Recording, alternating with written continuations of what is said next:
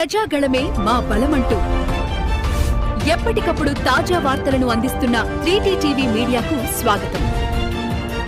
మన రాష్ట్రంలో కానీ మన దేశంలో మనకి జాబ్ చేస్తే మన రాష్ట్ర ఆర్థిక వ్యవస్థ కూడా మెరుగుపడుతుంది, దేశానికి కూడా పేరు వస్తుంది. సో అందుకనే మా వంతు మా స్వచ్ఛంద సంస్థ వంతు కూడా ఇలాంటి సహాయ సహకారం చేయడం జరుగుతుంది. అలాగే మీరు ఎవరైతే